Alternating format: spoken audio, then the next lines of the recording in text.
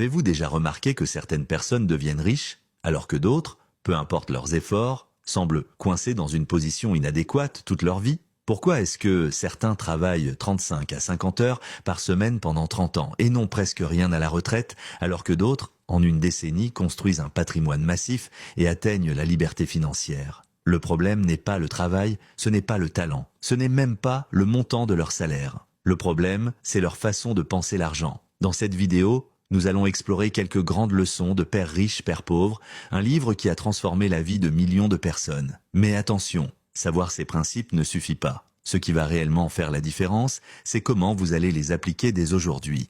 Comme je le dis toujours, finance simplifiée, argent maîtrisé. Les riches ne travaillent pas pour l'argent, l'argent travaille pour eux. La plupart des gens pensent que pour devenir riche, il faut travailler plus et gagner plus.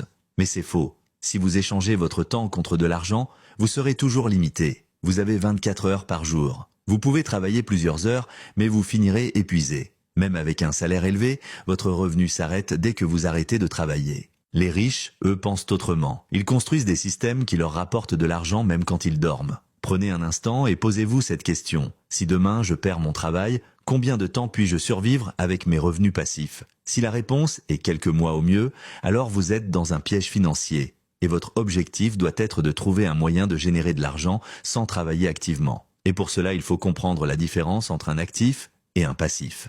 Un actif met de l'argent dans votre poche, un passif vous en enlève. Si vous demandez à la plupart des gens ce qu'ils possèdent, ils vous diront « j'ai une maison, une voiture, des économies ». Mais ce qu'ils ne comprennent pas, c'est que la plupart des choses qu'ils considèrent comme des richesses sont en réalité des passifs. Votre voiture, vous payez du carburant, l'entretien, l'assurance, elle vous coûte de l'argent. Votre carte de crédit, vous empruntez de l'argent à la banque et vous lui rendez plus que ce que vous avez emprunté. En ce qui concerne votre maison actuelle ou votre future maison que je vous souhaite d'avoir, je vous laisse débattre en commentaire pour savoir si c'est un actif ou passif selon vous. Les riches font exactement l'inverse, ils accumulent des actifs.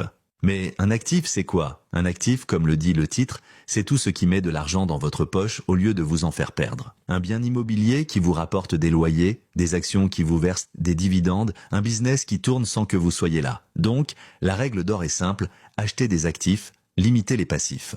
Si vous voulez sortir de ce piège financier, chaque euro que vous gagnez doit être utilisé pour acheter un actif et non pour financer un passif. Et pour bien comprendre cela, il faut aussi changer votre façon de voir l'éducation financière.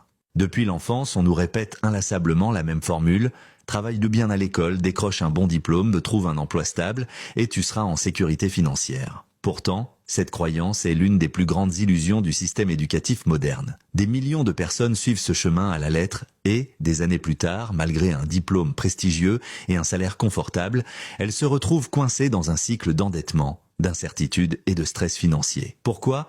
Parce que savoir gagner de l'argent ne signifie pas savoir le gérer ni le faire fructifier. Prenons l'exemple des médecins, des avocats ou des ingénieurs, des professions souvent perçues comme des symboles de réussite. Ce sont des experts dans leur domaine, formés durant des années d'études intensives. Mais malgré leurs revenus élevés, beaucoup d'entre eux luttent pour maintenir un équilibre financier. Ils accumulent des dettes d'études massives, s'engagent dans des crédits immobiliers excessifs, achètent des voitures luxueuses et adoptent un train de vie qui les enferme dans un cycle où plus ils gagnent, plus ils dépensent. À 40 ou 50 ans, ils réalisent souvent qu'ils ont beaucoup travaillé, mais construit très peu de richesses réelles.